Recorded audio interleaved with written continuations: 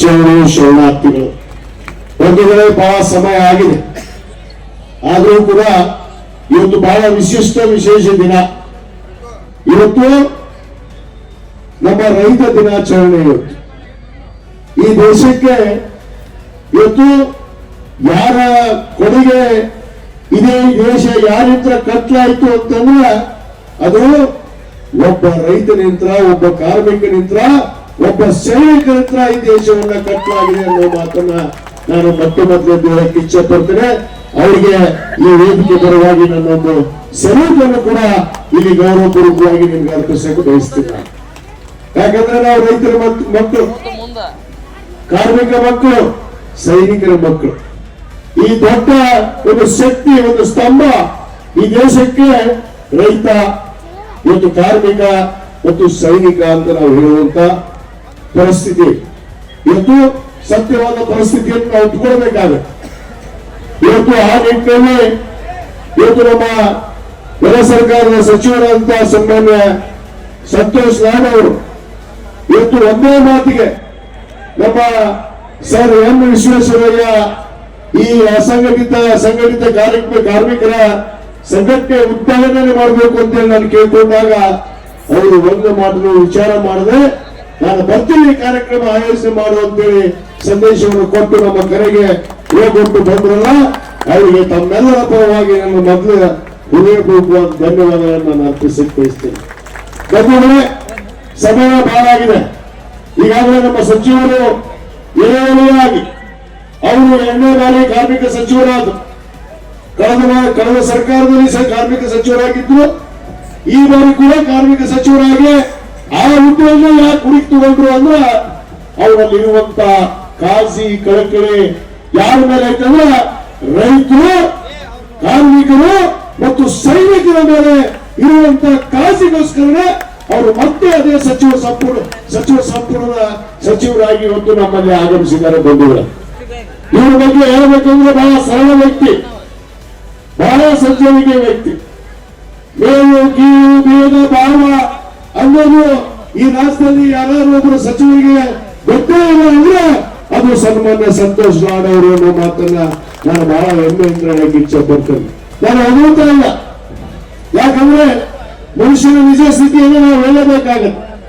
ಇವತ್ತು ಕಾರ್ಮಿಕ ಸಚಿವರಾಗಿ ಇವತ್ತು ಅನೇಕ ಸಾಧನೆ ದಾಖಲೆಗಳನ್ನು ಇಡುತ್ತಾ ಇವತ್ತು ರಾಜ್ಯ ಸರ್ಕಾರದಲ್ಲಿ ಇವತ್ತು ನಮ್ಮ ನೆಚ್ಚಿನ ಮುಖ್ಯಮಂತ್ರಿಗಳಂತ ಸಿದ್ದರಾಮಯ್ಯವರ ಅತಿ ಹತ್ತಿರದವರು ಒಂದು ಮುಖ್ಯಮಂತ್ರಿಗಳ ಏನು ತತ್ವ ಸಿದ್ಧಾಂತ ಇದೆ, ಬಡವರು, ರೈತರು, ದೀನದಲಿತರು, ಅಲ್ಪಸಂಖ್ಯಾತರು, ಹಿಂದುಳಿದ ವರ್ಗ ಅನ್ನೋದ್ರ ಬಗ್ಗೆ ಏನು ನಮ್ಮ ಮುಖ್ಯಮಂತ್ರಿಗಳ ಹತ್ರ ಕಾಳಜಿ ಇದೆ, ಅದೇ ಕಾಳಜಿ ಕಳಕಳಿಯನ್ನ ಹೊಂದಿರುವಂತ ಏಕೈಕ ಸಚಿವ ಅದು ನಮ್ಮ ಸಂತೋಷ್ ಲಾಡ್ ಅವರು ಅನ್ನೋ ಮಾತನ್ನು ಕೂಡ ಹೇಳಬೇಕಾಗುತ್ತೆ.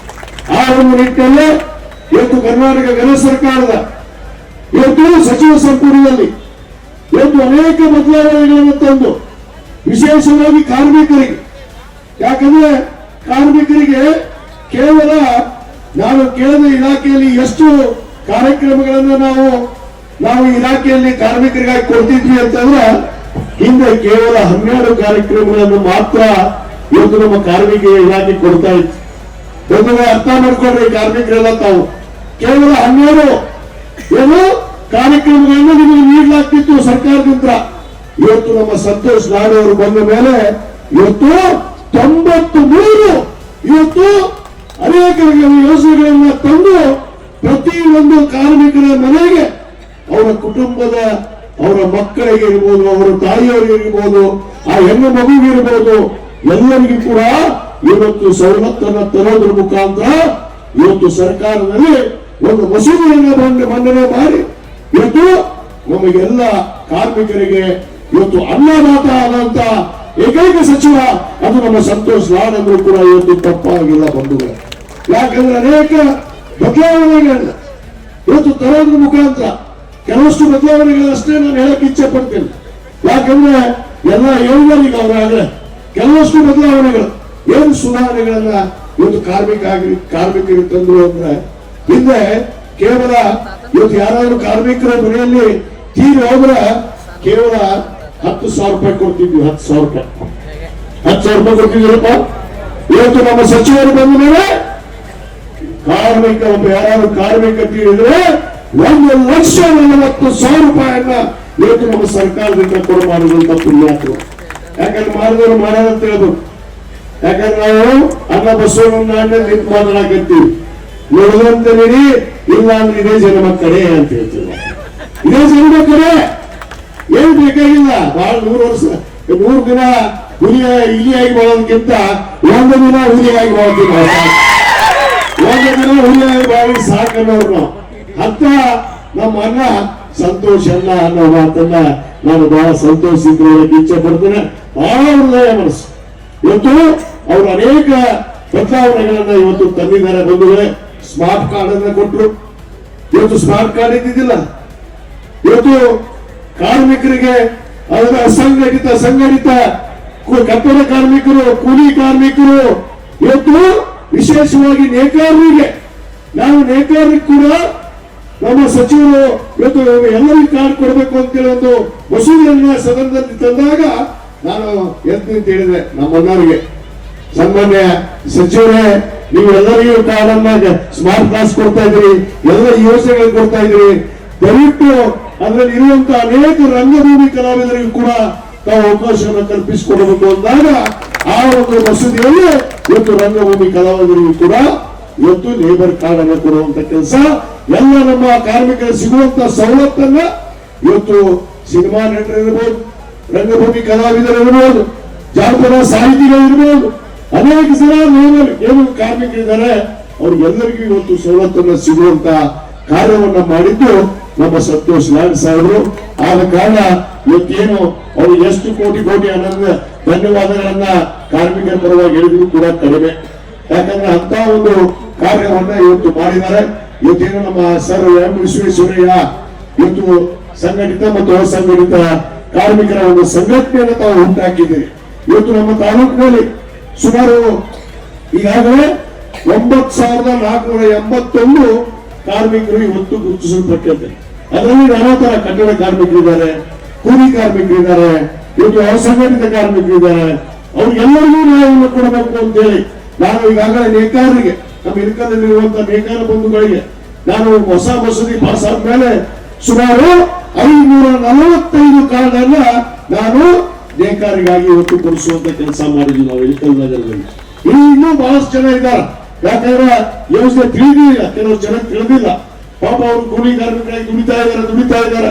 ಆದ್ರೆ ಅವ್ರಿಗೆ ಯೋಜನೆಗಳ ಬಗ್ಗೆ, ಸರ್ಕಾರ ಕೊಡುವಂತಹ ಯೋಜನೆಗಳ ಬಗ್ಗೆ ಗೊತ್ತಿಲ್ಲ. ಅದಕ್ಕೆ ಈಗಾಗಲೇ ನಮ್ಮ ಸಚಿವರು ಎಳೆಯಾಗಿ ನಿಮಗೆಲ್ಲ ಬಿಚ್ಚಿಟ್ಟಿದ್ದಾರೆ. ತಾವೆಲ್ಲರೂ ಇದನ್ನು ತಿಳಿಸಿ, ಯಾರು ಕಾಲಿಲ್ಲ, ಯಾರು ದುಡಿತಾರೆ ಅವ್ರಿಗೆ ನ್ಯಾಯವಾಗಿ ಸರ್ಕಾರ ಸವಲತ್ತುಗಳು ಸಿಗಬೇಕು. ಆ ಸಿಗುವಂತ ಕೆಲಸ ತಾವೆಲ್ಲ ಮುಂದಿನ ದಿನಗಳಲ್ಲಿ ಮಾಡ್ತೀರಿ. ಮತ್ತು ಈಗಾಗಲೇ ಸಚಿವರು ಅನೇಕ ಮುದ್ದೆಗಳನ್ನ ಇವತ್ತು ಹೊಸದಾದ ಚಿಂತನೆಯನ್ನ ಮಾಡ್ತಾ ಇದ್ದಾರೆ. ಇನ್ನೂ 2.5 ವರ್ಷ ಅವರು ಸಚಿವರಾಗಿರ್ತಾರೆ. ಅವರು ಸಚಿವರಾಗಿರೋ ಜೊತೆಗೆ ಇನ್ನೂ ಅನೇಕ ಬದಲಾವಣೆಗಳನ್ನು ತರೋದಕ್ಕೆ ಅವರು ಖಂಡಿತವಾಗಿ ಮುಂದಾಗಿದ್ದಾರೆ. ಅದಕ್ಕೆ ಅವರಿಗೆ ನಮ್ಮೆಲ್ಲರ ಬೆಂಬಲ, ನಮ್ಮೆಲ್ಲರ ಶಕ್ತಿ ಅವ್ರ ಜೊತೆಗೆ ಇದೆ ಅನ್ನೋ ಮಾತನ್ನು ಕೂಡ ಈ ವೇದಿಕೆ ಪರವಾಗಿ ನಾನು ಹೇಳ್ತಾ ಇವತ್ತು ಸಭಾಂಗದ ಬಂಧುಗಳೇ ಹೆಚ್ಚಿಗೆ ಮಾತಾಡೋದಿಲ್ಲ. ಇನ್ನು ಬಹಳಷ್ಟು ಮಾತಾಡಿದ್ರೆ ಇನ್ನೂ ಬಹಳ ಆಗುತ್ತೆ. ನಮ್ಮ ಇನ್ನೂ ಬೆಂಗಳೂರು ಒಂದಿಷ್ಟು ಮನವಿಗಳನ್ನು ಇಟ್ಟಾಳ. ಇವತ್ತು ನಮ್ಮ ಅಧ್ಯಕ್ಷ ಈ ಬೇಡಿಕೆಗಳನ್ನ ಸಚಿವರಿಗೆ ಕೊಡ್ಬೇಕಂದ್ರ ನೀವೇನು ಬೇಡಿಕೆ ಕೊಟ್ಟರು ನಮ್ಮ ಅಣ್ಣ ಇಲ್ಲ ಅನ್ನೋದೇ ಇಲ್ಲ. ದೊಡ್ಡ ಹೃದಯ ಇತ್ತು ನಮ್ಮ ಅಣ್ಣ. ಇಷ್ಟು ನಾವು ಚಪ್ಪಾಳೆ ಇಂಥ ಸಚಿವರು ಸಿಗಕ್ಕ ಒಂದೇ ಮಾಡಿ ನಮ್ಮ ಇಲಾಖೆಗೆ. ಅದಕ್ಕೆ ಹೇಳ್ತೀನಿ ನಾನು. ಅದಕ್ಕೆ ಅವರೊಂದು ಮಾತನ್ನು ಹೇಳಿದ್ರೆ ಏನು ಇನ್ನೂ ಸ್ವಲ್ಪ ಗಟ್ಟಿದಾನ, ಇನ್ನೊಂದು ಮದುವೆ ಮಾಡೋಣ, ಕನ್ಯೆ ನೋಡೋಣ ಅಂದ್ರೆ ಆದ್ರೆ ನಾವು ಮನೆ ಬಿಟ್ಟು ಹೊರ ಹಾಕ್ಸೋಣ ಬಂದಾಗ ಇದು ಗ್ಯಾರಂಟಿ ಆಗೈತೆ ನೋಡಿ. ಯಾಕಂದ್ರೆ ಸ್ವಲ್ಪ ಅಂಗಡಿಗಳು ನಾವು ಇವಾಗ ಸಣ್ಣ ಪುಟ್ಟ ತಪ್ಪು ಮಾಡಿದ್ವಿ, ಅದಕ್ಕೆ ಹೊಂಟಿಲ್ಲ. ಮತ್ತೆ ಇದು ವೇದಿಕೆ ಮದುವೆ ಅಂದ್ರೆ ನಾನು ಏನ್ ಇವತ್ತು ಬಾರಣ ಇನ್ನೂ ಮಾಡೋದು ಬೇಡ. ಯಾಕಂದ್ರೆ ನಿಮ್ ತಂಗಿ ಸ್ವಲ್ಪ ಹೊಂದಾಣಿಕೆ ಎಲ್ಲ ಸ್ವಲ್ಪ ದಯವಿಟ್ಟು ನಮ್ಮ ಸಂತೋಷ ಆಗ್ತದೆ. ಈಗ ಮಾಡ್ತೀನಿ ನೀವು ಮದುವೆ ಮಾಡ್ತೀರ ಕಲಾಸ ಗಿರಿನ ಹಾಕ್ತಾರೆ ಹೊರಗೆ ಬೇಡ. ಯಾಕಂದ್ರೆ ಅದಕ್ಕೆ ನಮ್ಮ ಅಣ್ಣ ನನಗೆ ಬಹಳ ಪ್ರೀತಿ. ಯಾಕಂದ್ರೆ ಇವತ್ತಲ್ಲ ಒಂದು ಮಾತನ್ನು ಹೇಳಬೇಕು. ನಾನು ನನ್ನ ತಮ್ಮನ ಮದುವೆ ಮಾಡಿದೆ 2003 2003 2002ರಲ್ಲಿ ಎಲ್ಲ 3ರಲ್ಲಿ ಅಪ್ಪವ್ರ ತಿರುಗಿನ ಮೇಲೆ ಮಾಡಿದ್ವಿ ನಾವು ಮದುವೆ.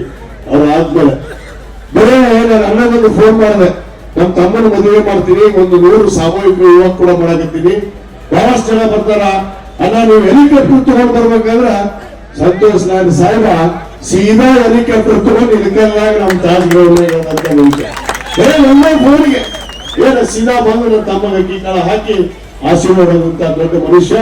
ಅವರನ್ನ ಈ ಸರ್ಕಾರದಲ್ಲಿ ನಾವು ಸಚಿವರಾಗಿ ಕಾಣೋದಕ್ಕೆ ಬಹಳ ಕಾತುರವಾಗಿ ಕಾಯ್ತಾ ಇದ್ವಿ, ಮುಂದೂ ಕೂಡ ಕಾಯ್ತಾ ಇರ್ತೀವಿ. ಅವ್ರ ಜೊತೆ ಕೆಲಸ ಮಾಡೋದು ಆಸೆ ನನಗೂ ಸಿಗಲಿ ಅಂತ ಹೇಳಿ ಆ ಕುರುಬ ಸಿನಿಮಾಕೊಂಡು ನಾವು ನೋಡ್ಕೊಳ್ತಾ ಇದ್ದೀವಿ. ಸೈನ್ಸ್ ಮೃತ್ಯುಜಕಾದ್ರಿ ಅವರಲ್ಲಿ ಚಿತ್ರಗಿರಿ ಶ್ರೀ ವಿಜಯ ಮಾಂತಪ್ಪಗಳಲ್ಲಿ ನಾನು ಕೇಳ್ತಾ ಇದ್ದೀನಿ. ಆ ಭಗವಂತನ ಆಶೀರ್ವಾದ ಆಗತ್ತೆ ಅನ್ನೋ ವಿಶ್ವಾಸ ಕೂಡ ನನ್ನಲ್ಲಿ ಐದನ್ನ ಮಾತನ್ನ ಹೇಳಿ ಇವತ್ತೇನು ನಮ್ಮ ಮೈಬೂಬ್ ಬೆನ್ನೂರವರು, ನಮ್ಮ ಬಸವರಾಜ್ ಹೊಸೂರವರು, ನಮ್ಮ ಆದಿಮನಿಯವರು ಮತ್ತು ನಮ್ಮ ಹನುಮಂತ ಕಜೂರವರು ಈ ಸಂಘಟನೆಯನ್ನ ಚಂದಪ್ಪ ಚೌವಾಲಿ ನನ್ನ ಆತ್ಮೀಯ ಸ್ನೇಹಿತಪ್ಪ ಈ ಜಗಳಂತ ಒಂದು ದಯವಿಟ್ಟು ಇವೆಲ್ಲ ನಮ್ಮ ಆತ್ಮೀಯ ಸ್ನೇಹಿತರು ಬಹಳ ಚಿಕ್ಕವರಿಂದ ನಮ್ಮ ಜೊತೆಗಿದ್ದವ್ರು ಸರ್. ಎಲ್ಲರೂ ನಮ್ಮ ಜೊತೆಗಿದ್ದಾರ. ಇವತ್ತು ಒಂದು ಸಂಘಟನೆಯನ್ನು ಕಟ್ಟಿದ್ರೆ ಈ ಸಂಘಟನೆ ಹೇಗಾಗ್ಬೇಕಂದ್ರ ಒಂದು ದೊಡ್ಡ ಶಕ್ತಿಯಾಗಿ ಕಾರ್ಮಿಕರಿಗೆ ಉಸಿರಾಗಿ ಕಾರ್ಮಿಕರ ಏಳಿಗೆಗಾಗಿ ಈ ಸಂಘಟನೆ ದುಡಿದು ನಿಮ್ಮ ಜೊತೆಗೆ ನನ್ನ ಉಸಿರಿರುವವರೆಗೂ ನಾನು ಕೂಡ ಇರ್ತೀನಿ ಅನ್ನೋ ಒಂದು ಪ್ರಮಾಣವನ್ನು ನಾನು ಈ ವೇದಿಕೆ ಮುಖಾಂತರ ಮಾಡಕ್ಕೆ ಇಷ್ಟಪಡ್ತೀನಿ. ಏನೇ ಕೆಲಸ ಇರುತ್ತೆ, ಇನ್ನೇನೇ ಕಾರ್ಯ ಇಲ್ಲ, ಅದು ಸರ್ಕಾರ ಮಟ್ಟದಲ್ಲಿ ಇರಲಿ, ಎಲ್ಲಿ ಮಟ್ಟದಲ್ಲಿ ಇರಲಿ, ಅದನ್ನ ಜೊತೆಗೆ ಮಾಡ್ಕೊಂಡ್ ಬರಕ್ ನಾವು ಇರ್ತೀವಿ. ಯಾವತ್ತೂ ಅಂಜೋದು ಅವಶ್ಯಕತೆ ಇಲ್ಲ. ನೀವು ಎಲ್ಲರೂ ಕೂಡ ಗಟ್ಟಿಯಾಗಿ ಈ ಸಂಘಟನೆಯನ್ನು ಬೆಳೆಸಿ ಈ ತಾಲೂಕಿನಾದ್ಯಂತ ಎಲ್ಲಿ ಕಾರ್ಮಿಕರಿದ್ದಾರೆ, ಯಾರು ಇದರ ಸದುಪಯೋಗ ಪಡಿತಿಲ್ಲ, ಅವ್ರಿಗೆಲ್ಲರಿಗೂ ಅನುಕೂಲ ಮಾಡುವಂತ ಕೆಲಸ ನೀವು ಮಾಡಬೇಕು ಅನ್ನೋ ಮಾತನ್ನ ಹೇಳಿ ಕೊನೆಯದಾಗಿ ನಮ್ಮನ್ನೆಲ್ಲ ಈ ಬಿಜೆಪಿ ಅವ್ರು ಬಹಳ ಬೇಜಾರ. ಯಾಕಂದ್ರೆ ಬಿಜೆಪಿಯವರಿಗೆ ಈ ಕಾರ್ಮಿಕರಂದ್ರೆ ನೆನಪಿಲ್ಲ, ರೈತರಂದ್ರೆ ನೆನಪಿಲ್ಲ, ಬಡವರಂದ್ರೆ ನೆನಪಿಲ್ಲ, ಅಲ್ಪಸಂಖ್ಯಾತರಂದ್ರೆ ನೆನಪಿಲ್ಲ, ದಲಿತರಂದ್ರೆ ನೆನಪಿಲ್ಲ, ಹಿಂದುಳಿದ ವರ್ಗದವರಂದ್ರೂ ಕೂಡ ನೆನಪಿಲ್ಲ ಅವ್ರಿಗೆ. ಅಂದ್ರೆ ಅವ್ರ ಆಸೆ ಏನಿವತ್ತ ಇವತ್ತೊಂದು ತಪ್ಪು ದೊಡ್ಡ ಕೆಲಸ ಏನ್ ಮಾಡ್ರ ಅಂದ್ರೆ ಮಹಾತ್ಮ ಗಾಂಧಿ ರಾಷ್ಟ್ರೀಯ ಉದ್ಯೋಗ ಖಾತ್ರಿ ಯೋಜನೆಯನ್ನ ಇವತ್ತು ಅವ್ರ ಹೆಸರನ್ನ ತೆಗೆದುಹಾಕುವಂತ ಕೆಲಸ, ಗಿರಿಸ ಕೆಲಸ ಇವತ್ತು ಯಾರಾದ್ರೂ ಮಾಡಿದ್ರ ಅದು ಭಾರತೀಯ ಜನತಾ ಪಕ್ಷದ ಕೇಂದ್ರ ಸರ್ಕಾರ ಮಾಡಿದೆ ಅನ್ನೋ ಮಾತನ್ನ ನಾವು ವೇದಿಕೆ ಮುಖಾಂತರ ಹೇಳಬೇಕಾಗುತ್ತೆ. ಇವತ್ತು ನರೇಗಾ ಯೋಜನೆ, ಮಹಾತ್ಮ ಗಾಂಧಿ ನರೇಗಾ ಯೋಜನೆ ಅಂತ ನಾವು ಹೇಳ್ತಿದ್ದು, ಆ ಯೋಜನೆಯನ್ನ ಇವತ್ತು ಒಂದು ಹೆಸರಿಟ್ಟರು ಹೊಸದಾಗಿ ಅವರು ಏನಂತಂದ್ರೆ ವಿಬಿಜಿ ರಾಮ್ಜಿ ಅಂತ. ವಿಬಿಜಿ ರಾಮ್ಜಿ ಯಾಕಪ್ಪ ಮಹಾತ್ಮ ಗಾಂಧೀಜಿಯವರು ಈ ದೇಶಕ್ಕೆ ಸ್ವಾತಂತ್ರ್ಯ ತಂದುಕೊಟ್ರು ಅಲ್ಲಪ್ಪ ನಮಗೆ, ಹೌದಲ್ರಪ್ಪ? ಸ್ವಾತಂತ್ರ್ಯ ತಂದುಕೊಟ್ರು ಯಾರು? ಪುಣ್ಯಾತ್ಮ. ಮತ್ ಮಹಾತ್ಮ ಗಾಂಧೀಜಿಯವರ ಹೆಸರು ಇವ್ರಿಗೆ ಬೇಡಾಗುತ್ತೆ ಅಂದ್ರ ಇನ್ನು ನಾವು ನೀವು ಬೇಕೋ ಬೇಡ ಅನ್ನೋದು ನೀವು ವಿಚಾರ ಮಾಡಿ ಇವ್ರಿಗೆ. ಯಾಕಂದ್ರೆ ಮಹಾತ್ಮ ಗಾಂಧೀಜಿಯವರು ಕೊನೆಯ ಉಸಿರೊಳಗೆ ಗೋಡ್ಸೆ ಗುಂಡು ಹಾಕಿದಾಗ ಅವರು ಉಸಿರನ್ನು ಬಿಡುವಾಗ ಏನ್ ಹೇಳಿದ್ರು? ಹೇ ರಾಮ್ ಅಂತ ಹೇಳಿದ್ರು. ಆ ರಾಮ ಬೇಕು, ಈ ಬಿಜೆಪಿಯವರ ಬಾಯಲ್ಲಿರುವ ರಾಮ ನಮಗ್ ಬೇಡ ಅನ್ನೋ ಮಾತನ್ನ ಬಹಳ ಸ್ಪಷ್ಟವಾಗಿ ನಾವು ವೇದಿಕೆ ಮುಖಾಂತರ ಹೇಳಬೇಕಾಗುತ್ತೆ. ಬಂದು ಈಗಾಗಲೇ ನಾವು ಎಲ್ಲ ಜಿಲ್ಲಾ ಮಟ್ಟದಲ್ಲಿ ಇವತ್ತು ಕಾರ್ಮಿಕರು ಹೋರಾಟ ಮಾಡ್ತಾ ಇದ್ದಾರೆ. ಏನು ನರೇಗಾ ಕಾರ್ಮಿಕರು ಇವತ್ತು ಅವ್ರಿಗೆ ಅನ್ಯಾಯವನ್ನು ಮಾಡಿದಾರ, ಅವ್ರು ಹೋರಾಟ ಮಾಡ್ತಾ ಇದಾರ. ಇವತ್ತು ಮಹಾತ್ಮ ಗಾಂಧಿ ಅವರ ಹೆಸರೇ ಬೇಕು ಅಂತೇಳಿ, ಯಾಕಂದ್ರೆ ಹಳ್ಳಿಗಳನ್ನ ಇವತ್ತು ಗ್ರಾಮವನ್ನ ಗ್ರಾಮ ಸ್ವರಾಜ್ಯ ಆಗ್ಬೇಕಂತ ಕನಸನ್ನು ಕಂಡಂತ ಪುಣ್ಯಾತ್ಮ ಯಾರಂದ್ರೆ ಅದು ಮಹಾತ್ಮ ಗಾಂಧೀಜಿಯವರು. ಅದಕ್ಕೆ ನಮ್ಮ ಸರ್ಕಾರ 2010ರಲ್ಲಿ ಡಾಕ್ಟರ್ ಮನಮೋಹನ್ ಸಿಂಗ್ ಅವರ ಸರ್ಕಾರ ಈ ಮಹಾತ್ಮ ಗಾಂಧಿ ಉದ್ಯೋಗ ಖಾತ್ರಿ ಯೋಜನೆಯನ್ನು ತಂದು ಇವತ್ತು ನಮ್ಮ ಹಳ್ಳಿಗಾಡದಲ್ಲಿ ನಗರ ಪ್ರದೇಶದಲ್ಲಿ ಇರುವಂತಹ ಏನು ಕೂಲಿ ಕಾರ್ಮಿಕರಿಗೆ ಇವತ್ತು ನ್ಯಾಯವನ್ನು ಕೊಟ್ಟಿತ್ತು. ಕಡ್ಡಾಯವಾಗಿ 100 ದಿವಸಗಳ ಕಾಲ ಕೆಲಸ ಕೊಡಿಸುವಂತ ಕೆಲಸ ನಮ್ಮ ಮುಖ್ಯಮಂತ್ರಿಗಳು ಮಾಡಿದ್ದು, ನಮ್ಮ ಸರ್ಕಾರ ಮಾಡಿತ್ತು, ಇಂದಿನ ಸರ್ಕಾರ ಕೇಂದ್ರ ಸರ್ಕಾರ. ಆದ್ರೆ ಇವರು ಆ ಕಾರ್ಮಿಕರ ಹೊಟ್ಟೆ ಮೇಲೆ ಇವತ್ತು ಬೆಲೆ ಕೊಡುವಂತ ಕೆಲಸ ಇವತ್ತೇನು ಕೇಂದ್ರ ಸರ್ಕಾರ ಮಾಡ್ತಾ ಇದೆ, ಅದಕ್ಕೆ ನಮ್ಮ ಧಿಕ್ಕಾರವನ್ನು ತಿಳಿಸಿ ನಾವು ಇದರ ವಿರುದ್ಧ ಹೋರಾಟವನ್ನು ಮಾಡ್ತೀವಿ. ಆ ಮಹಾತ್ಮ ಗಾಂಧೀಜಿಯವರ ಹೆಸರನ್ನ ಒಂದು ಇಡೋವರೆಗೂ ನಾವು ಬಿಡೋದಿಲ್ಲ ಅನ್ನೋ ಮಾತನ್ನ ಗಟ್ಟಿಯಾಗಿ ಕಾರ್ಮಿಕರ ಪರವಾಗಿ ನಾವು ಧ್ವನಿಯನ್ನು ಎತ್ತಿವಿ ಅನ್ನೋ ಮಾತನ್ನ ಈ ಸಂದರ್ಭದಲ್ಲಿ ಹೇಳಿ ಮತ್ತೊಮ್ಮೆ ಇಲ್ಲಿ ಆಗಮಿಸಿ ಬೆಳಗ್ಗೆ 12 ಗಂಟೆಯಿಂದ ಇಷ್ಟೊತ್ತವರೆಗೆ ಕಾಯ್ದಿರಿ. ನಿಮ್ಮ ತಾಯಿಯರಿರ್ಬೋದು, ನಮ್ಮ ಹಿರಿಯರು, ಅನೇಕ ಯುವಕರು ಏನು ಇವತ್ತು ಒಂದು ತಾಳ್ಮೆ ಅಂತ ಇತ್ತು ಈ ಕಾರ್ಯಕ್ರಮವನ್ನು ಯಶಸ್ವಿ ಮಾಡಿದ್ದಕ್ಕೆ ಇವತ್ತು ಮತಕ್ಷೇತ್ರದ ಶಾಸಕನಾಗಿ ತಮಗೆಲ್ಲರಿಗೂ ತುಂಬಿರುವ ಧನ್ಯವಾದಗಳನ್ನು ಅರ್ಪಿಸಿ ನನ್ನ ಮಾತನ್ನು ಮುಗಿಸ್ತೇನೆ. ಜೈ ಹಿಂದ್, ಜೈ ಕಾರ್ಮಿಕ.